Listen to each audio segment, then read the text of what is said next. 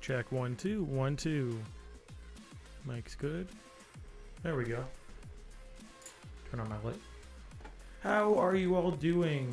Please let me know if the music is too loud.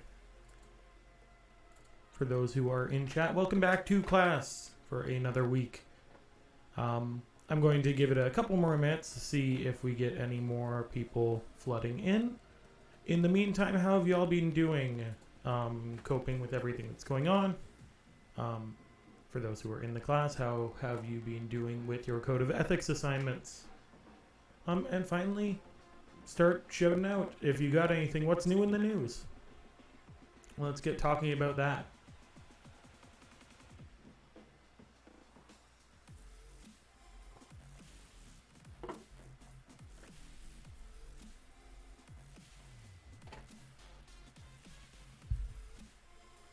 Check, check. I'm seeing my microphone here.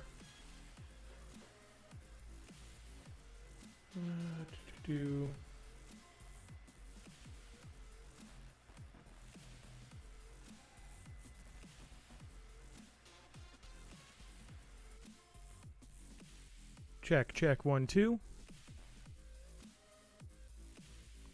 How's it now?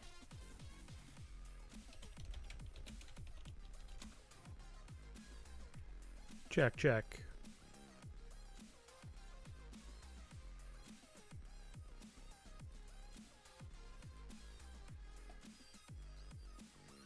Good, it's back. Good.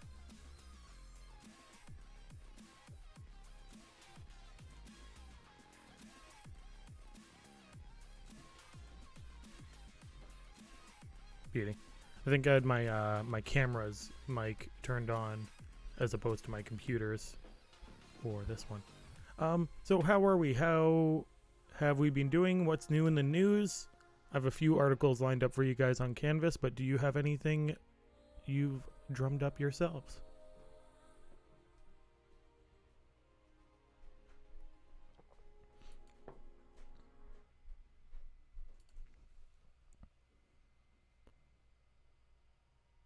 Let me give it one more second.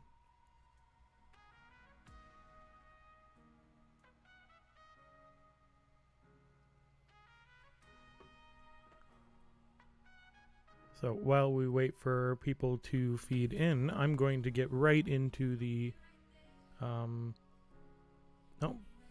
busy as hell somehow. Yeah, I hear you there. I had, at least on my own end, but outside of my teaching, I've had 3 different contracts suddenly come up and bite me in the butt, all in the same week. So I can empathize with being busy. Never mind, I just reconnected with one of my old friends from college, and so we've been chatting a lot. In fact, we're chatting after class today.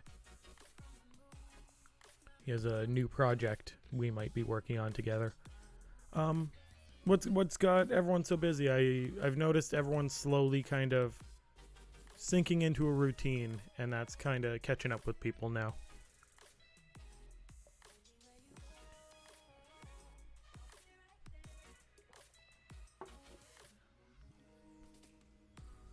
And on that subject of everyone kind of falling into a routine, we finally have some kind of slight guidance from the province on how things might look over the next while. No set dates, but an idea of what reopening might look like.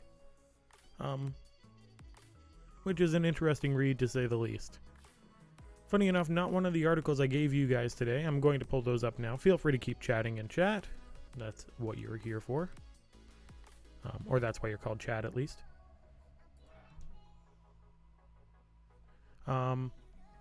Switching over, I got a few articles for you. One called Red Hill Costs, another contactless adoption. Then we got flour equals white gold and stock market. So getting started, I'm going to go with the Red Hill, which hits close to home simply because of how close the Red Hill is to my house. The inquiry into the Red Hill Parkway and how dangerous it was, why the information about it being dangerous was hidden, all of that. So far that inquiry has cost about $2 million for the city. Something which the Hamilton mayor, Fred Eisenberg, says, is disappointing but not surprising. After all, the inquiry is supposed to cost $11 million once all is said and done. Which is curious, at least to me, because ultimately the inquiry is putting together papers, putting together a case, and asking people about what happened. And somehow that costs $11 million. Yeah, I gave this one a quick read today. Just about what's going on, how the inquiry started, who's in charge of it. Some city councilors actually argued to hire a auditor rather than start an inquiry, which is generally cheaper. It's about following the money rather than sitting down and interviewing a whole mass of people. But yes, cutting to the end of the article, we see a breakdown of how much things have cost so far, and we also see what the 6 stages for the inquiry are and where the money is going. Hiring staff, collecting documents, interviewing, public requests to participate in the inquiry, holding hearings for witnesses, and drafting a final report.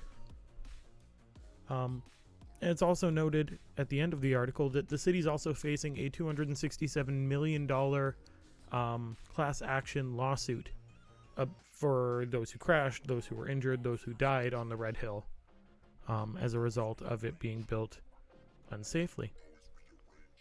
So that's a bit of news I saw come up.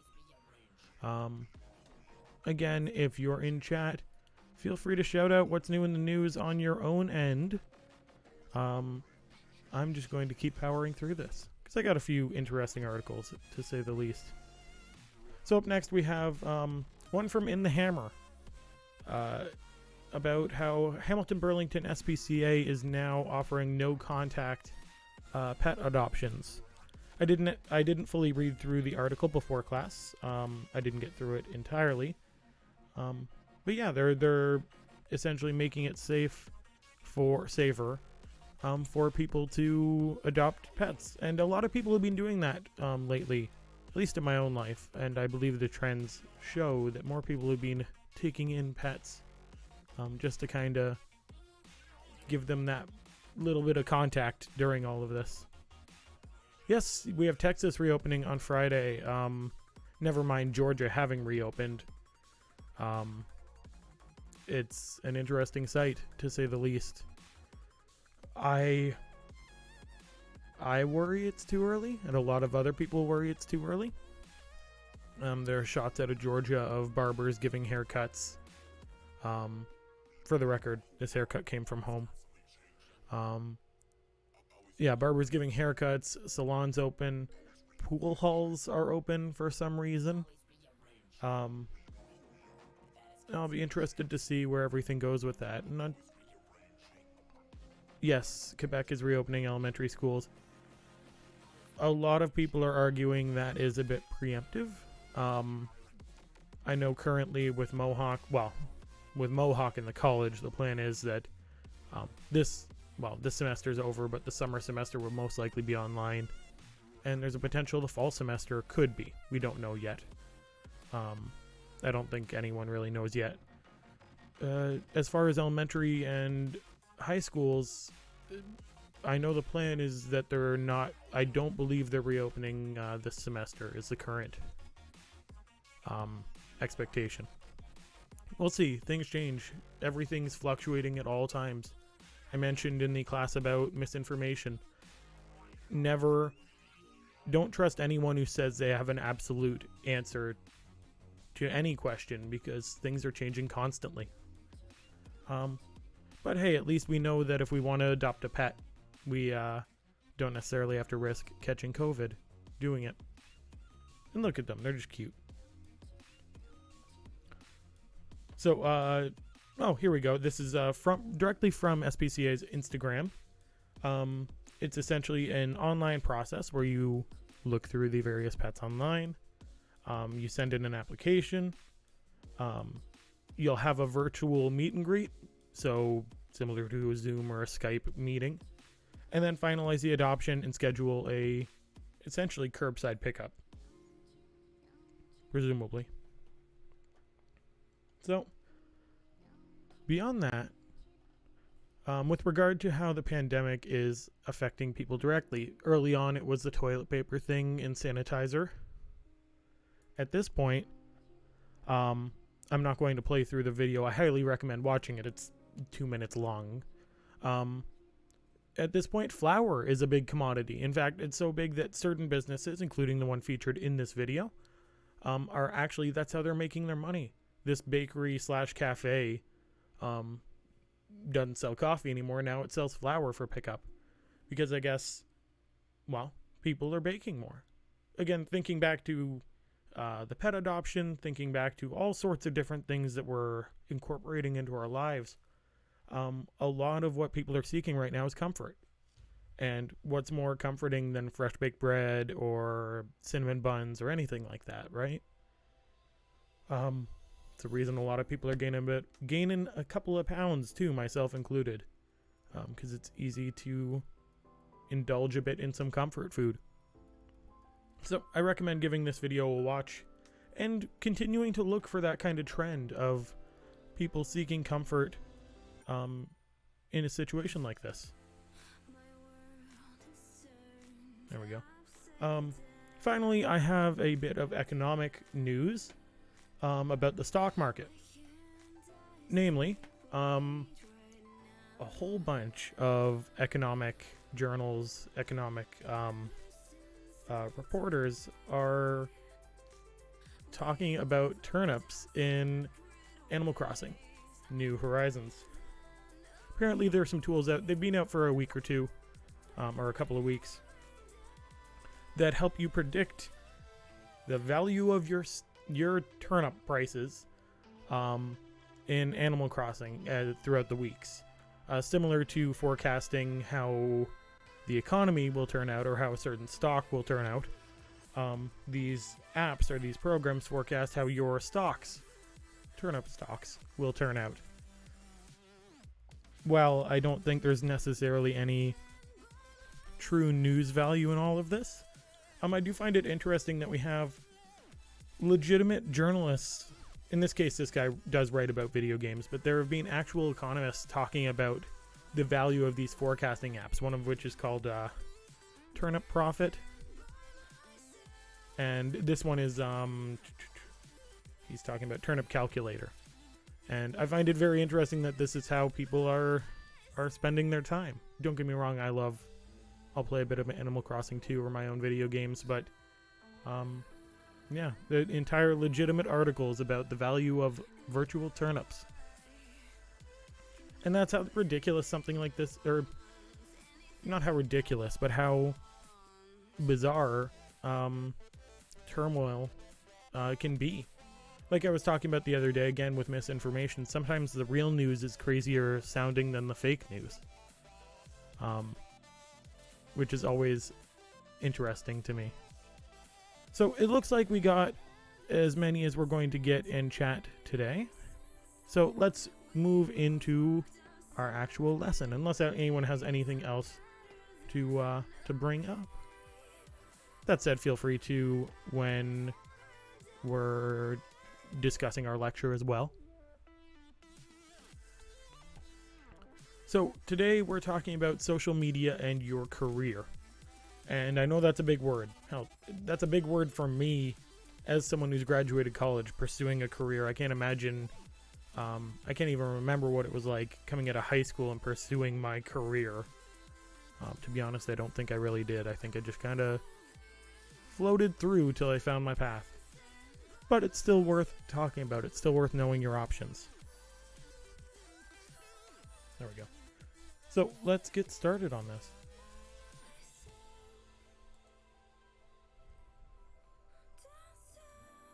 There we go.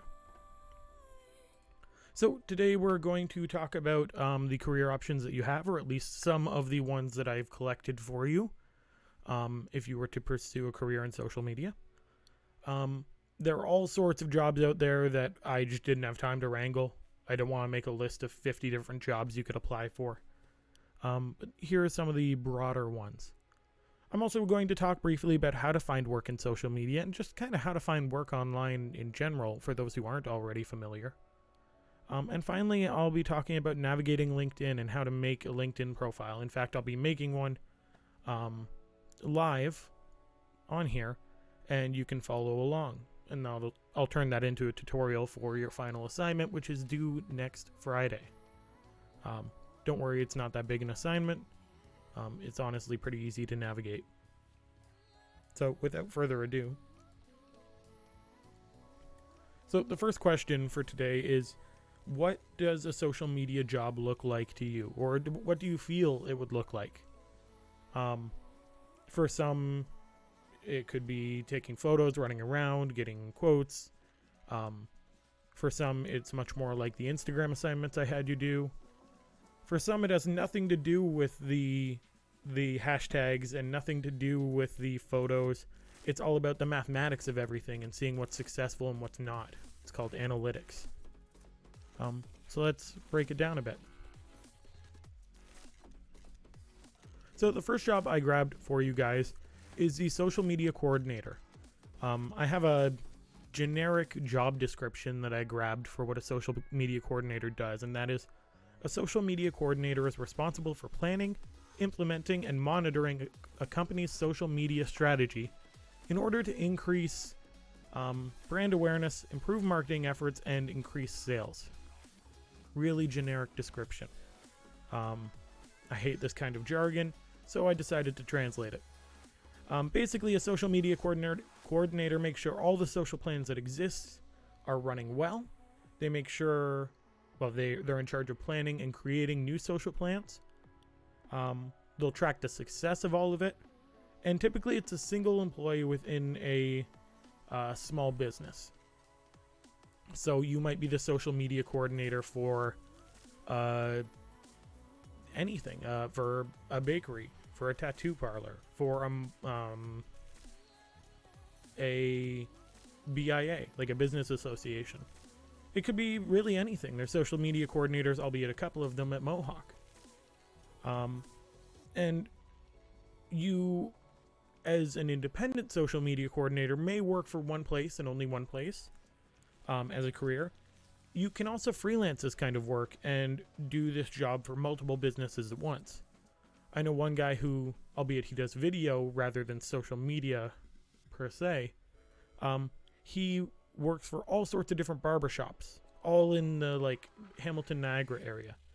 And once a month or once every couple of months, he goes down, films a couple of videos, cuts them together, and that's all the work he does for them for those couple of months.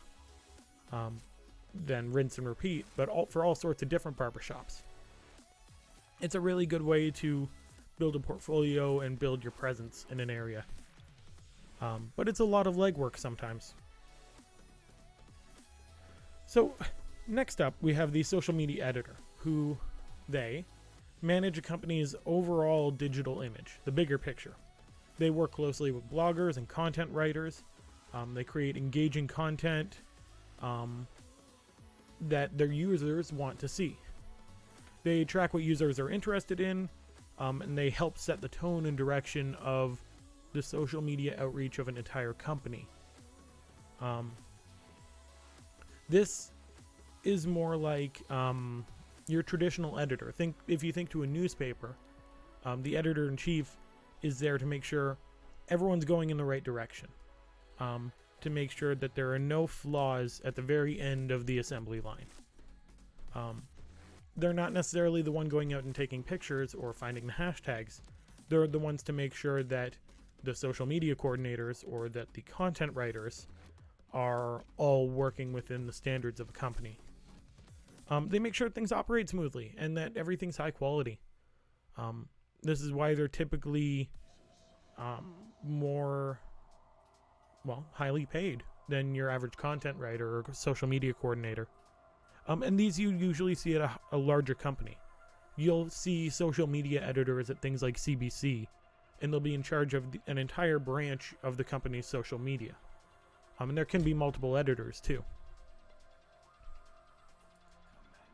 Then we have social media specialists. And you'll start to notice a lot of the skills and ideas behind these jobs are all pretty similar. It's just a difference in responsibility and the amount of legwork involved. A social media specialist manages multiple client social media profiles, executes marketing strategies. They're responsible for setting up and optimizing company pages on social media, on all the different platforms. They also provide customers with analytics, data, and resource management reports. This kind of job requires you to develop social media and branding for a whole bunch of companies. Typically, you work for something like a marketing firm. You track the success of social plans. You track the overall branding using analytics. You crunch the numbers to see, did that hashtag work, did it not? Does content about kittens work better than content about puppies for this one company? It requires a lot of strong communication skills and a lot of multitasking because you're juggling a whole lot of different companies at once. These people, again, usually work for a marketing firm, and then companies will reach out to that firm saying, we're all good with this marketing side of stuff, but we need someone to do our social media. That's when they'll send out the social media specialist. So, moving on, we've got more. Hey Mick, good to see you in chat. We've got more of my style of social media work, which is content writing. It's the person on the ground. They handle to take from the description, the ideation and creation of compelling content, including website copy, blog posts, social media content, product service descriptions. Content writer is responsible for adding value by actively engaging customers/stakeholders and maintaining a cohesive brand voice. In a nutshell, these people create the posts. These people do the writing. Very often they'll be in charge of taking photos, video, Instagram stories, like your assignment I gave you. They're often in charge of responding to audience on social media. They'll spend an entire afternoon or an entire couple hours sitting there on Facebook responding to comments that you received, or Instagram, or wherever. This is much more like a traditional writer's job if you think to journalism. You have your editor in the big chair, you have your supervisors in different departments, and then you have your writers. That's what these people do, although the job's a bit more broad than that. It's a really good starting position in social media and working at a larger company. It's also a really good way to start at a company doing something you're more familiar with like social media, and then work your way into, let's say, a writer's job, like traditional writer's job if you're doing something like journalism. Personally, I love and have a lot of respect for content writers. A few of my friends are content writers, and it's a tough job that's often underappreciated. We have social media analysts. These are people who almost never touch the actual social media. The social media analyst collects and analyzes data related to social media marketing campaigns. They assist organizations in identifying appropriate social media channels for their business needs, and they tailor campaigns to the target audience. Again, these people don't write out the hashtags. They might not even touch Instagram except on the back end where they can crunch the numbers. They show the client how to optimize their brand. They show them what posts do well and what posts don't, and they tell them if you get rid of the ones that don't, you can invest in these new plans that might do well. This job is way more about statistics and math than it is about the communication or the creativity of everything. They're not looking at a post and saying, oh, this had a pink border and didn't do well, so get rid of pink borders. They're looking at it and saying, oh, well, your posts on Friday afternoons at 2 do way better than any other post, so make sure those are your important posts. And hopefully, if they're good at their job, they can see those trends and break them down in ways that actually help. These people often work freelancer for a marketing firm as well.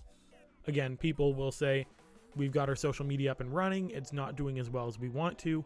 I'm going to pay you to break it down for me and see if we can't do better. And if you're good at what you do, then you'll have ways to make it better that make it worth having hired you. Finally, we have the one that everyone knows, the social media influencer. Big sigh for this job. A social media influencer is an influential person pardon me. A social media influencer is an influential person on social media networks. They promote products and services of a brand.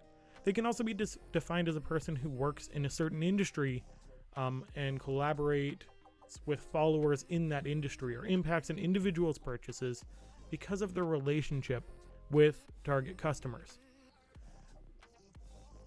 Long story short, these people are the popular kids of social media. Easily the biggest social media influencer to date would be, I don't know, Kylie or Kendall Jenner. I forget which one. They're the people who they wear a certain type of lipstick and 6 million people go out and buy that lipstick. They're the type of people who are a well-known photographer who uses a certain brand, and so everyone buys that brand. At least everyone who follows that photographer. This is your typical YouTuber or Instagram celebrity.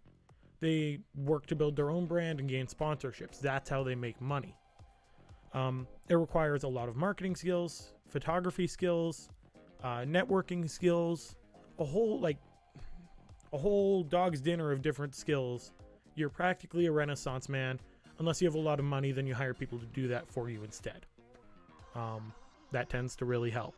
And you'll also note that quite a few influencers started out with a lot of money. Really helps you build a brand, no matter what industry you're in. That said, there are those who work their way up from practically nothing. Bloggers are very similar to influencers in that they're trying to build a brand, right? So the only thing to note here is if you want to be a social media influencer, it's a super saturated market. Who's my favorite influencer? As far as social media influencers go, ones who would call themselves an influencer, none. I'm not a fan of this brand of person, typically. That said, there are those like YouTubers and bloggers out there who kind of fall in between the two realms, where it's a creative pursuit that also happens to build influence. Peter McKinnon on YouTube is one who I really like to follow. He does a lot of product analysis and critique that I feel is very useful to people. So yes, what he does buy, I trust more. But at the same time, he does tutorials. He does all sorts of other work. He's actually local to, I believe, Hamilton, if not the area. And he's built an audience base that trusts and believes him. There are all sorts of others out there who kind of fit in that realm, but those who go out and say, I'm an influencer, I'm wearing your product, you should pay me to wear your product, not my kind of person. And there are too many influencers who fit that description. That's it. This is a saturated market. If you want to pursue this, by all means. We were just talking about building your brands last week. Build your brands. Find an influence. Find an audience. But if you want to go with this route, find a niche. Don't just be Instagram model. Don't just be photographer. Don't just be... It's hard to say don't just be musician, because you're obviously going to fall within a genre. But that's a really good example of that. Of if you're going to pursue music, find your voice, find your sound. Make sure people are familiar with that before you start mucking with it.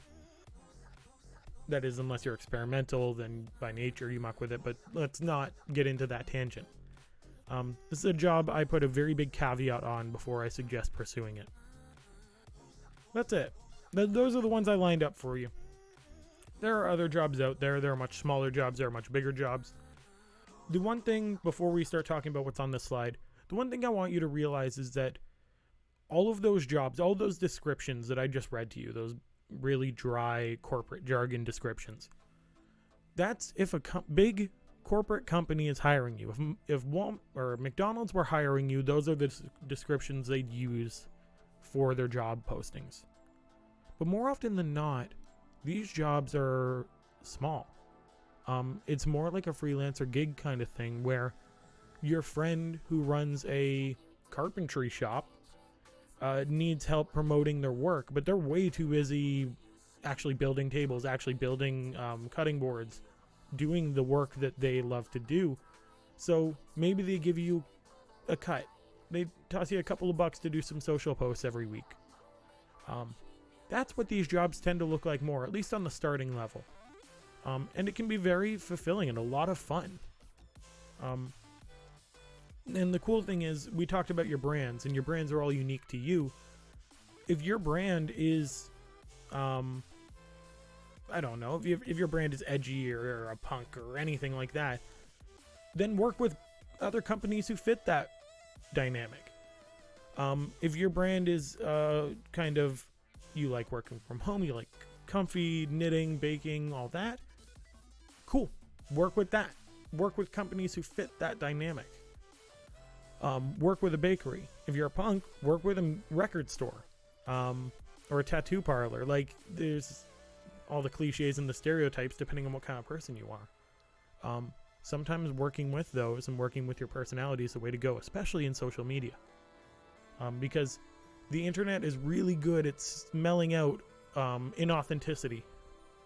If you feel fake, the internet will be able to tell you you're fake. So, how do we find the work?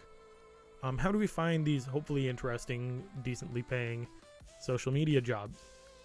Well, there are 3 ways I feel you're most likely to find work in social media, or social journalism. The first is job sites. They're all over. Most of us are already familiar with them. We'll talk about them briefly, though. The second is networking. Networking basically means talking to people, getting to know people, and through them you'll find work.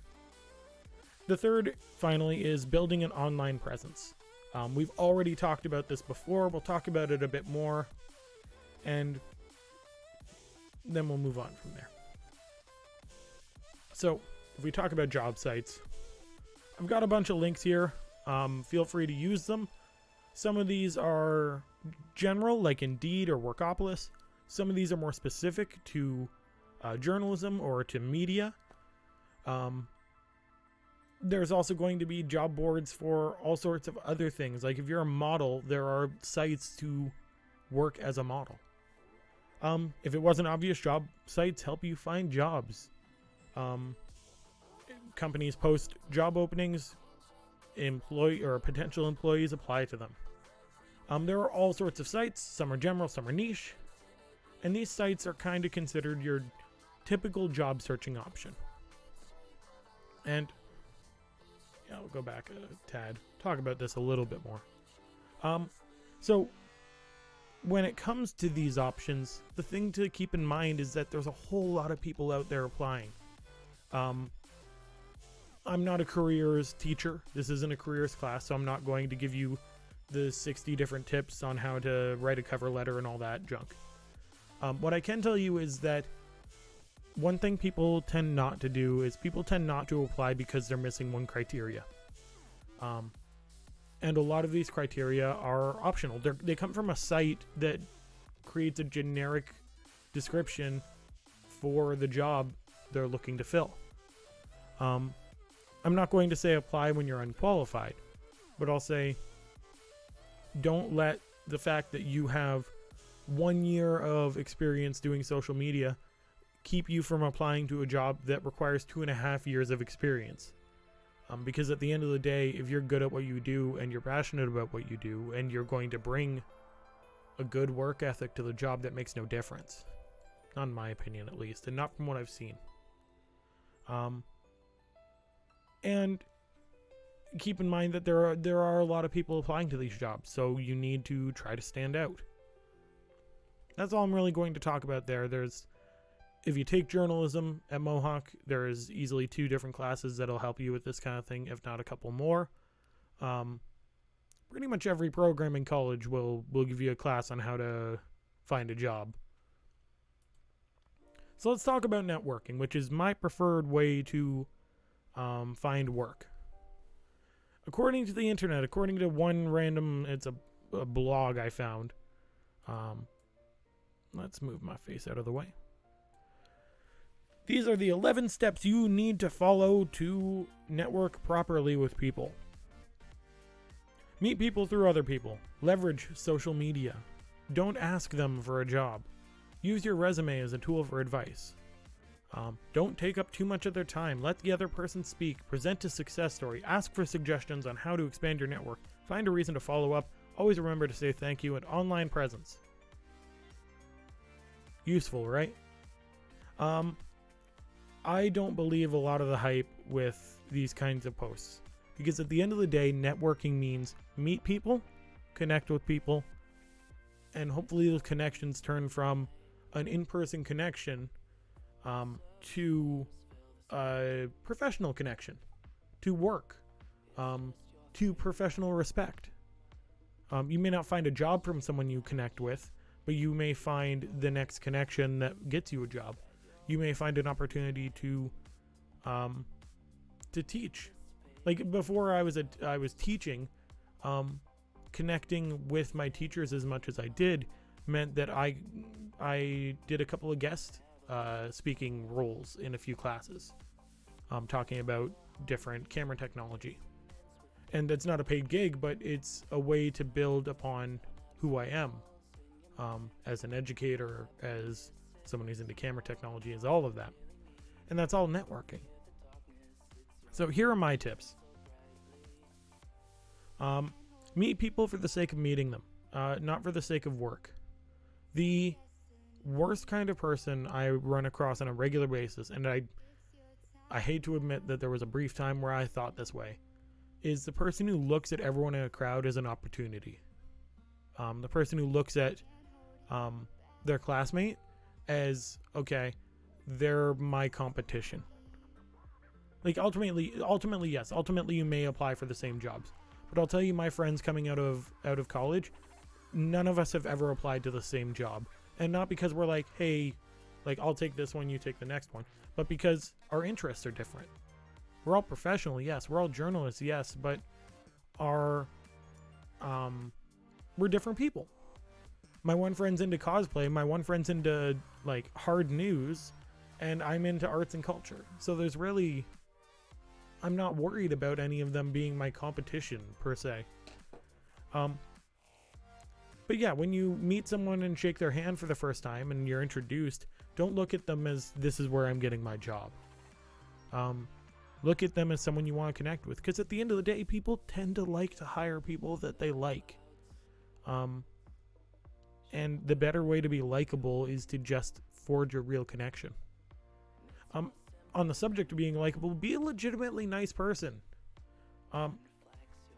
Just because you're introduced as someone who's good at what they do, you're introduced as an employee, doesn't mean you have to fit into that subservient role, into that pretentious role. At the end of the day, just be nice.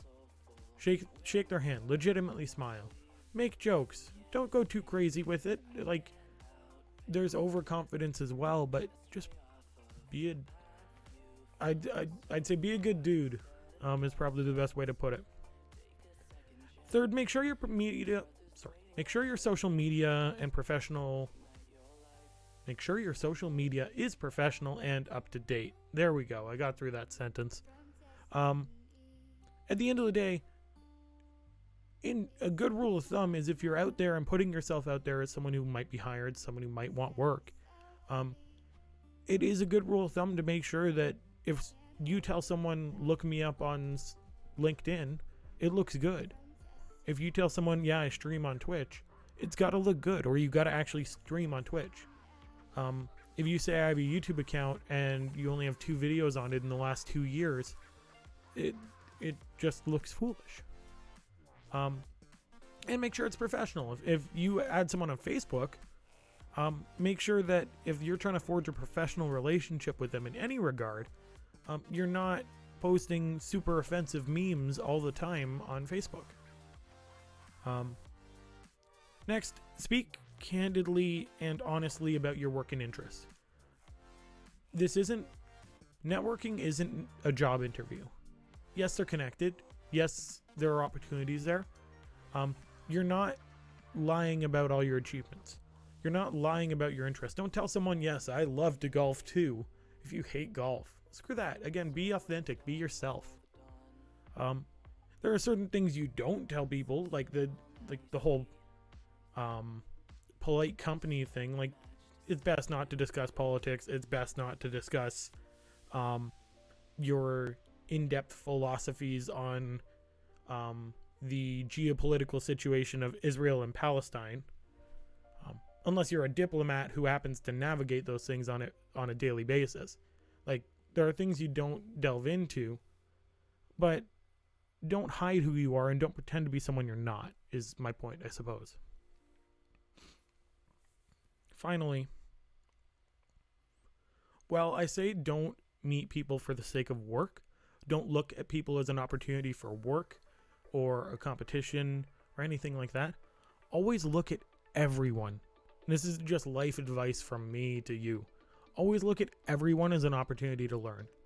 Whether they're your superior, whether they work for you. I am not going to comment on Israel and Palestine, but I appreciate your commenting. Look at everyone as an opportunity to learn something.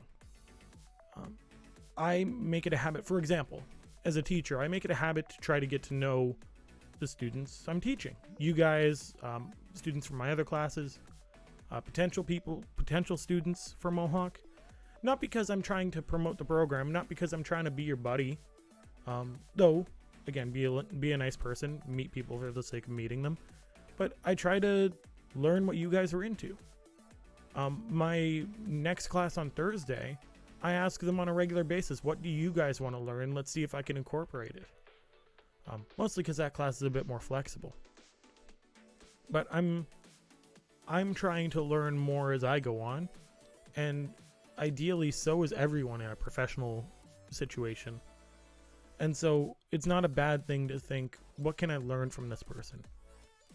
And what can I keep learning? Don't think to yourself, okay, once I learn this thing that they really know, I'm tossing them out. That's not, be a nice person, right? It all comes down to that. Be you, be real. When you make the connections, in my opinion, based on kind of these 5 criteria, those connections last and those connections mean something. And very often, as long as everyone's aware that you're looking for work, that you're good at what you do, that you do what you do, a lot of people will come to you like, hey, do you still make videos? Do you still do social media? Do you still make music? I need to hire someone. So, finally, we have building a presence. We talked about this last week, like I mentioned, but here are the Cole's notes. You need to be intentional when building your brand. Your brand is who you are, just who you are online. So you need to be aware of that when constructing it. Think about who you are and how you want to represent yourself, and put that out there for people to see. Promoting your work and product is hard, but remember that choosing the right digital platform makes it easier. Journalism is good on Twitter. Music is good on Bandcamp for obvious reasons.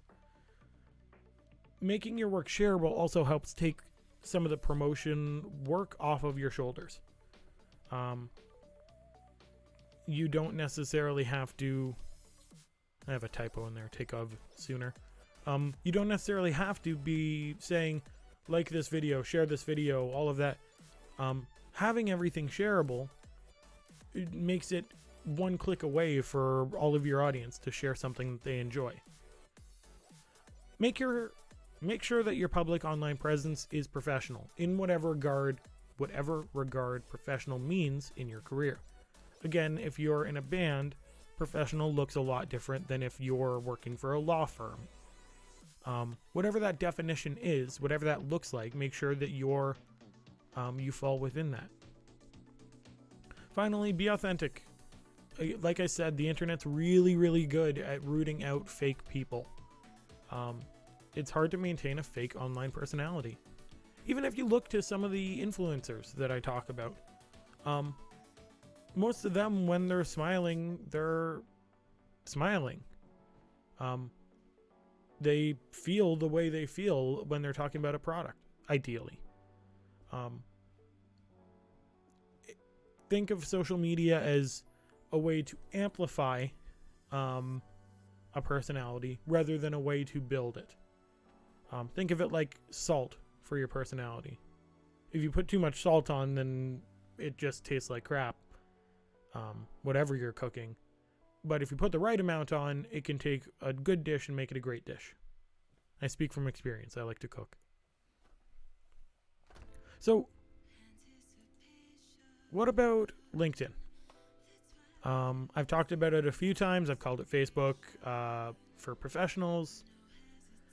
Let's really start to dive into what LinkedIn means and looks like. Ultimately, LinkedIn lets us accomplish all three of those different methods for finding a job that I talked about. It's a job board. People post jobs on there all the time, and people apply to jobs on there all the time. Never mind, you can use a LinkedIn profile on other job boards too, job sites. It's a social media platform. People post all sorts of interesting stuff. There's a feed just like on Facebook. You can like, you can comment, all that. And it's a home for your resume. Your LinkedIn profile is a way to showcase your resume and your work in a professional profile. It's a really useful tool, and there's a reason that all sorts of professionals in all sorts of industries use it. It's not perfect. It will not accomplish all your hopes and dreams at all times, but it's a really good starting point for a professional presence online. So let's dive into how to build one. So here are the 3 steps. I'm going to talk about them real quick, and then we're going to get LinkedIn pulled up so I can actually, here we go. So I can actually show you how to create an account. So the first step is to create your basic account. That will include adding basic info, job experience, educational experience, depending on whether you're a student or a employee. After that, you populate your account. You put your media, your work, your skills, your achievements on that profile. You'll also expand on any volunteer work you do, different licenses you may have. Like if you have a Smart Serve, they go on there. Driver's license does go on there, or you can put on there. Beyond that, there we go. After that, we're going to connect with others. We're going to build connections and give recommendations. This is the ongoing process of LinkedIn, making sure everything's up to date and connecting with people who we interact with. Think of it like networking. So let's get started. The first thing I'm going to do, there we go. So the first thing I'm going to do is move my head out of the way, and I'm going to click join now. Let's go to the actual main site. There we go. So this is what we're greeted with when we open up LinkedIn. I'm going to also make my head a tad smaller. There we go. There, now we can see it all. So we're going to hit join now. We're going to add in our email. I'll just quick add mine.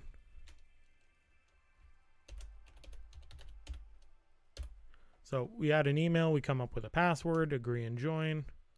We add our first name and last name. So I'll do Chris Hart. Hit continue. So we'll get a bit of info. Security check. There we go. So I'll choose a location. Hamilton, Ontario, pretty broad. My most recent company. So in your guys' case, if you've been working at a job for years and years, you can include this. I'm actually going to start off with I'm a student. So I'm going to put Mohawk. Mohawk College. Journalism. Sorry. My degree is advanced diploma for journalism. Start year, we'll say let's say I'm a current student. Start year now, end year would be 2023. I believe you are all over 16. I hope you're all over 16. Then we hit continue. So I'm going to be sent a confirmation code to my email, which I'm pulling up in my other browser. 717-175. And then there's a question of, am I looking for a new job? Right now, I'm going to hit no. And I'm going to not add my email contacts. So I'm greeted with, you're either greeted with add contacts or add interests. In this case, I'm skipping. So after this point, we can add in a photo. You can actually take a photo on your phone if you're creating an account there. I'm going to add one from my... There we go. Clicking on the button. Going to add one from my hard drive. Let's see if I can remember where this photo is. I'm going to add a fairly old photo of me. Yep. Save, you can crop it and all that. There we go. So then we hit continue. If you have a job, here's where you can add your job title. This is where you can add a search for a new job. We're going to skip that again. We're going to skip the LinkedIn app. Then we have to follow hashtags, companies, whatever. I'm just going to follow coronavirus. I'm gonna hit finish. There we go. So this builds our very basic profile. It's literally create your account, follow the basic steps. Ultimately, I do have my notes here, so bear with me. So ultimately, what your final assignment is going to require from you is you're going to need to have a photo. You're going to need to have a name, obviously. Then you'll need any work or volunteer experience if you have it, or education. You'll need what's called a headline. You'll need a summary, and you'll need some connections. And we're going to break down each of these very soon. First, I'm going to show you what LinkedIn looks like. So this is your main feed. This is what you're greeted with when you first log in every time. It's much like a Facebook feed. It's just a whole bunch of articles, posts about whatever your interests are, or whoever you're connected with. What we're more interested in at this moment is if we click on our name over here. I'm going to click on Chris Arndt. Here's our profile. Click that. There we go. So, as a rule of thumb, if we follow the steps in this profile strength indicator here, we can build a profile that will certainly meet the expectations for this assignment. So, if we have a job, we're going to add our job. So in my case, instructor, part-time, Mohawk College. Start date was, God, I don't know, last year. And I'll leave industry for now. Add to profile. And skip location. So that advanced me to a new level of profile development. Doesn't really matter. What matters now is that when I look down here at my experience and education, we have education. I'm a journalism student, like I said at the beginning of the account creation. And now we have my experience as an employee of Mohawk College. So then let's add an industry that I work in.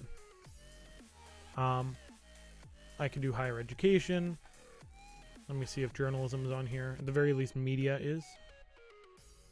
In fact, I'm going to go with media. This is up to you. I'm curious if we add in...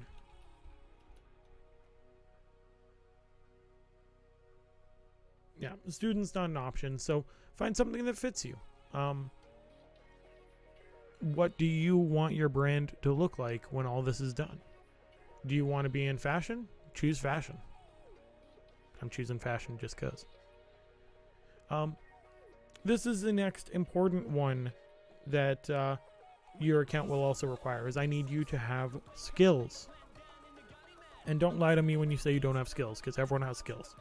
So let's see what that looks like. I'll click add skills. For me,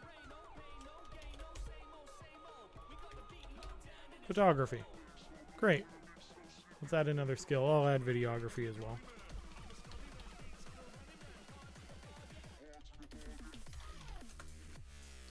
Okay, now, what about you guys? What skills do you have? At the very least, we could probably put for all of us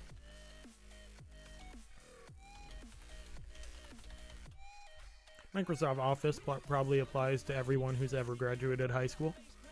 I would hope. What if you're into... what else?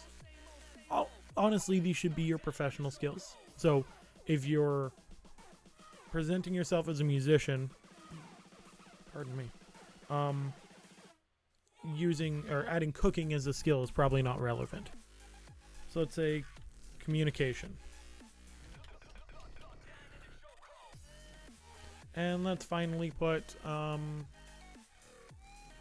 don't know if I'm a teacher in the fashion industry. Let's just put teaching. There we go, 5 skills. Super easy. Add to profile. Done. So this is the last step on your profile strength journey, which is adding a summary. This is something you should really consider before you write it. Your summary is think of it like the first paragraph in your cover letter. This is a really quick summary of who you are, what you do, what you're interested in. So I might put something like, I'm film maker. I currently teach media and journalism.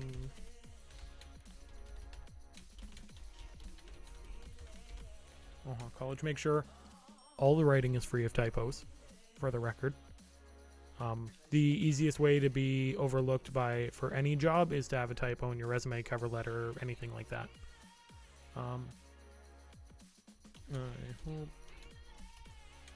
to one day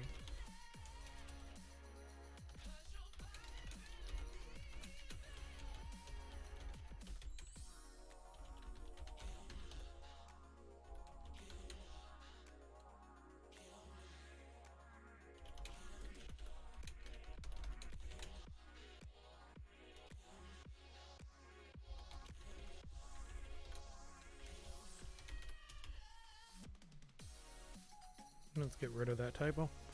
So I just came up with a random summary. So once you've got that all-star rating, there's a pretty good indication your profile's really on the right track. So this is where that summary shows up. Feel free to make it a bit longer or have it nice and blunt. Whatever works with your brand. The only other things we're going to edit are, if we click this little pencil up here, we can change our headline. And student at Mohawk College is not a good enough headline.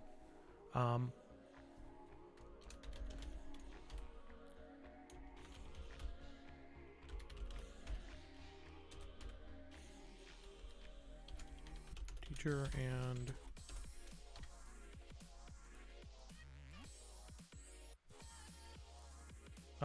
there we go.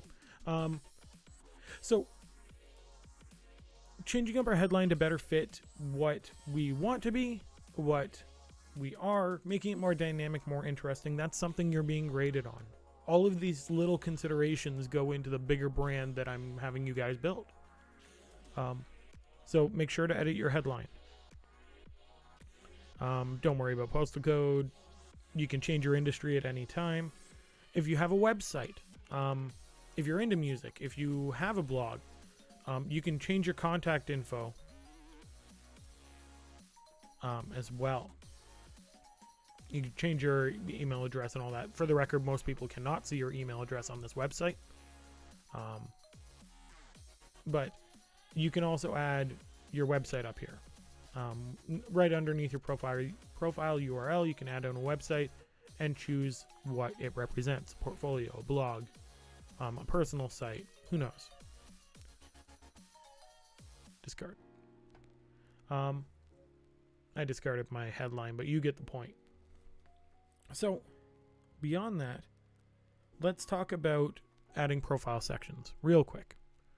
So if we click add profile section, we have all sorts of things here. We have intro, we have abouts, we have featured. These are where we could put posts, articles, links, media. So if you have music, upload a link to that music. If you're a photographer, upload a couple sample photos or some documents if you do writing. Background is always important. Background's the main one you're going to focus on for this assignment. If you have more work experience, add it. If you have more education, add it. If you have licenses, add them. So I'm just going to remember my license. Smart Serve. God, I forget when I got it. Probably 2016. There's not much more credentials there. Oh, issuing organization is... I recommend double checking who the issuing organization is for your licenses. I believe it's the Government of Ontario, but either way, this is where you would add your license. Beyond that, for more background, volunteer experience. Y'all are in high school. I know you have volunteer hours you have to get. So who have you volunteered with? If you want to add more skills, add more skills. It's all well and good.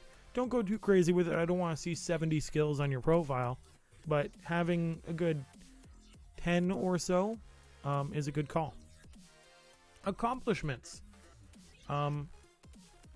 Any honors awards. Like, I'm trying to think what fits with you guys better. If you speak other languages, if you have any recognitions you've received in school, if you excelled on exams, go for it. And you'll keep updating this as things become relevant throughout your life, presumably, or you delete the account. Additional information, supported language is not really a concern. But this is where you really flesh out a profile. Like if we cut to mine,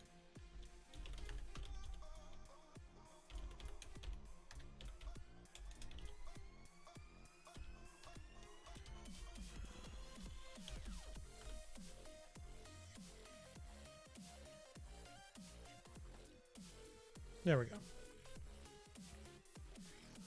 So if we cut to mine, I've got my about, I've got my headline, I've got my link to my profile, a documentary I made, a video I made about street art. We've got different job experience I've had. We've got educational experience I've had. We have volunteerism. We have skills. We have interests. Like it's you flesh out everything to build your personality, or as much as you can show on this program or on this website. So after that, what do we do? Well, after that we make connections, and so I'm on my new trash account I'll eventually delete. We find other people we've worked with. We find people we know and we connect. It's like adding a friend on Facebook. If there's someone you distantly know, add a note, explain how you know each other, and hit done. So what I'm going to do with this assignment is in the next day or two, I am going to, on Canvas, just put out a list of all your guys' names so that you all can find each other. Please use your names for your LinkedIn profiles. Just that way you can connect, because ultimately, if we go back to if we go back to here, our LinkedIn assignment, which is right here. Here's what you need to have in order to pass this assignment. You're to present a professional social media profile and market yourself as a journalist, or whatever you want. Like, if you're into music, market yourself as a musician. If you're into cooking, market yourself as a cook. Whatever you want to see yourself become, or your brand become. In this assignment, you'll create a professional LinkedIn profile. Your profile must include a professional profile photo and an accurate, attention-grabbing headline. When I say professional photo, I mean not a crappy selfie in the mirror. Make sure it looks good. Make sure it looks like a headshot. A list of your relevant work, volunteer, and, well, in your case, educational experience.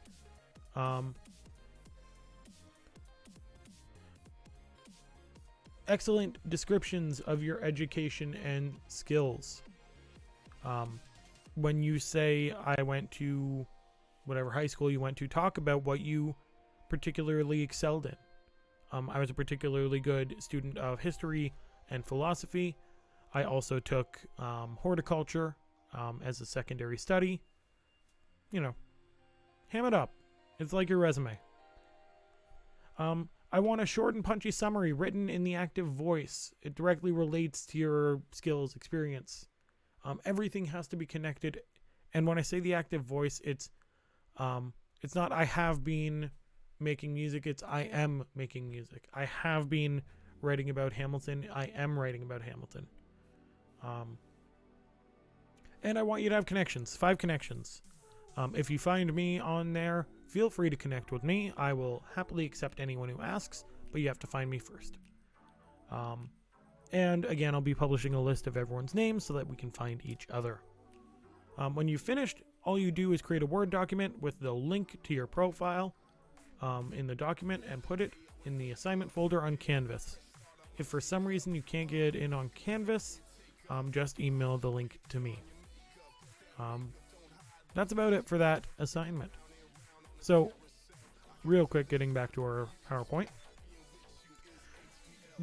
In summary for today's class, there are all sorts of social media jobs, and a lot of them make use of the same skills. When you're looking for work, make use of job sites, networking, and brand building to find the work. And finally, LinkedIn is a good tool that does all 3 of those things at once. It's a good way to start to build your professional brand online. So your Code of Ethics assignment is due this Friday, I believe. You can find all the information on Canvas. You can submit your assignment on Canvas, please. Your LinkedIn assignment, I'll fix that, the typo. Your LinkedIn assignment is due next Friday. You can find all the information on Canvas. You can also submit it on Canvas or email it to me. Please note that the due date on Canvas is currently incorrect. I'm going to work on fixing that right after class. And then next class we talk about blogging. I know we've already talked about it a bit, but trust me, it's important. We're going to talk about blogging, what blogs can do that other media can't, good blogs and bad blogs, and we're going to talk about switching to advanced social journalism, which is predominantly about you guys building a blog. I think it'll be a lot of fun. It'll definitely be a bit of work, though. So, with that, the usual, if you have questions, you know my email. And let's cut back to cam for a bit. There we go. How's everyone doing? I know that was a lot of info to take in, and chat was pretty quiet all throughout. I'll be uploading this, hopefully the end of day today, if not tomorrow, to watch back. Well, you definitely have a group in chat. How are we all doing? I'm gonna give it a couple of minutes before we wind down. Do we have any questions about anything we learned today or about LinkedIn specifically? Miss you too, Mick. The good news is if you have advanced audio video next fall, I will be most likely teaching that class from the sounds of it. Code of Ethics is due Friday.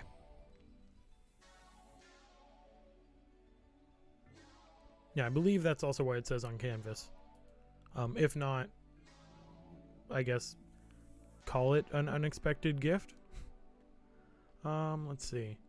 Code of Ethics is due. Yeah, I have it on here May 1st.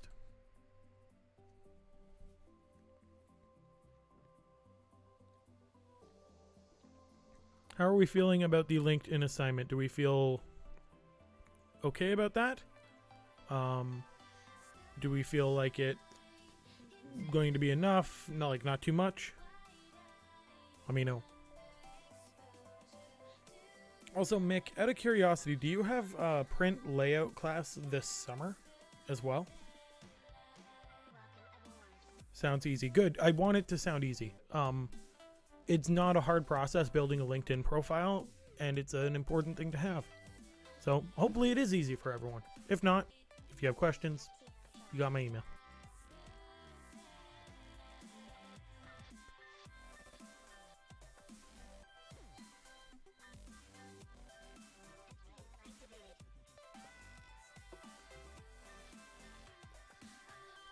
But yeah, I'll be correcting that typo and a couple of things right after class, just to make sure all the messaging is the same, all the branding is accurate.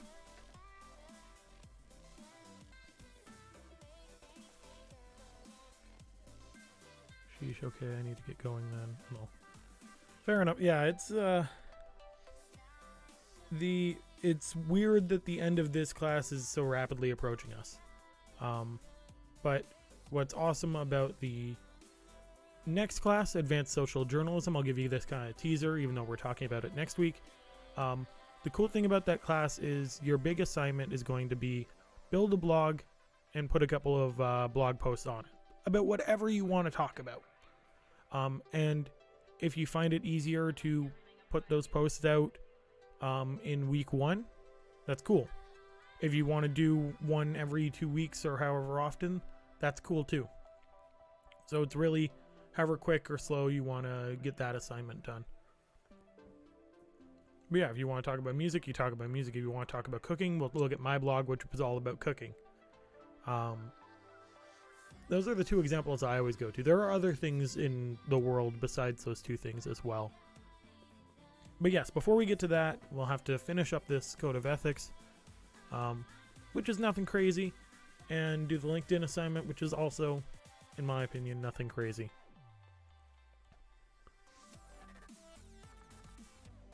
But yes, Mick, if you are in chat, I am curious if you're taking a print layout and design class this summer. Kenna, no, it's due this Friday.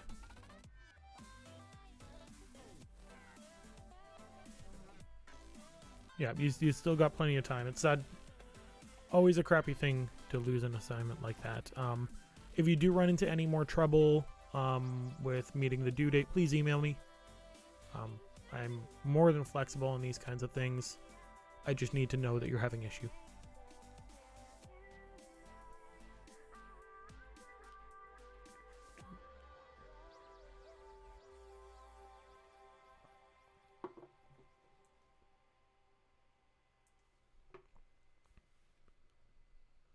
So I'm gonna give it till we've been running an hour and 23 minutes. So I'm gonna give it another like 5-10 minutes to answer any questions if anyone has them.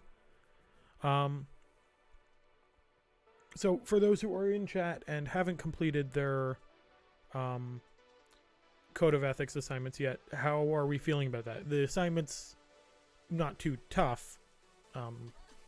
Or is the assignment too tough? Just so I know for next time.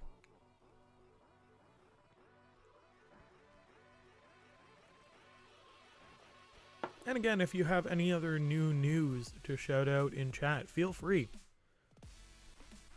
I live for discussing news. There we go.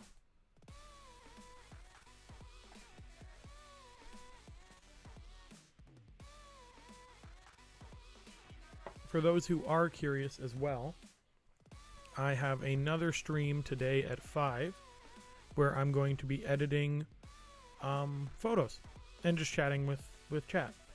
So I'm cutting together or editing up a couple of photos from this past year. Let me see if I can pull them up.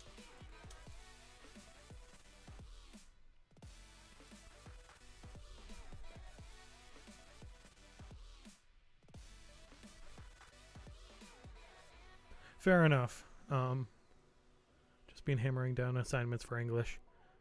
Well, try not to worry too much about Code of Ethics. It is a fairly straightforward assignment. Like I'm not expecting you to write an essay, that's for sure. But yeah, for those who do have an afternoon to kill or an evening to kill, let's switch to display.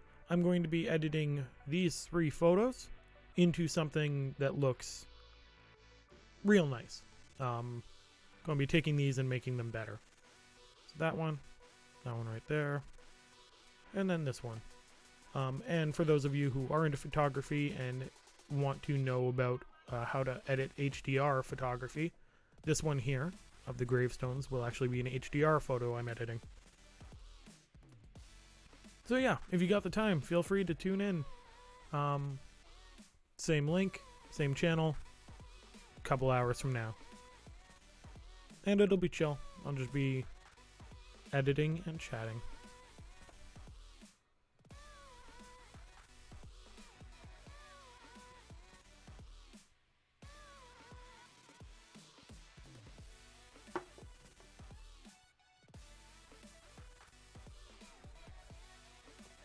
What band is that? Oh god, it was so long ago. I can actually check. I have some photos of them and the other bands at this event on my Instagram. This is just one I never got around to editing.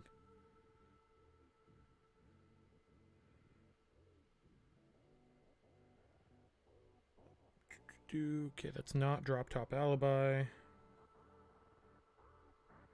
Shout out to them though. Maybe it is. It's hard to keep track of. They're one of the 4 bands I shot at a Battle of the Bands in St. Kitts a while ago. They might be Drop Top Alibi. It's so hard to keep track of band names. I was there filming for Pacific Estate and happened to just shoot photos of the other bands.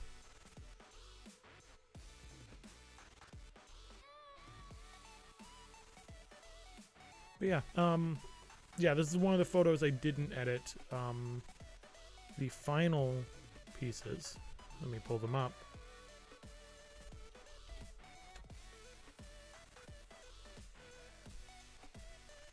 There we go. So the final edits that I did put out, these are Drop Top Alibi, are, oh, there we go. So I went with a creative set and a more standard kind of rock set.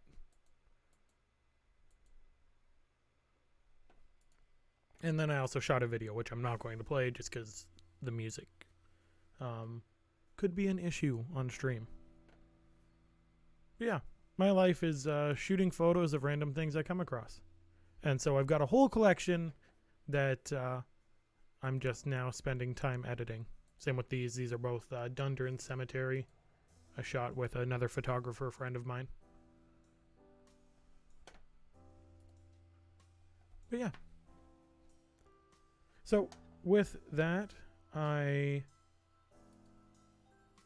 give it one more minute, but I'm going to call a close to the stream so that I can get ready for my next one and also hopefully eat some lunch. Remember to stay hydrated too.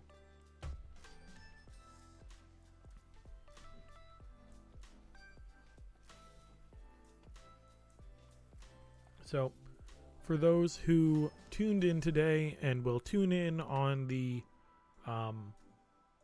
recorded version of this on YouTube or on Canvas, thank you for sticking through.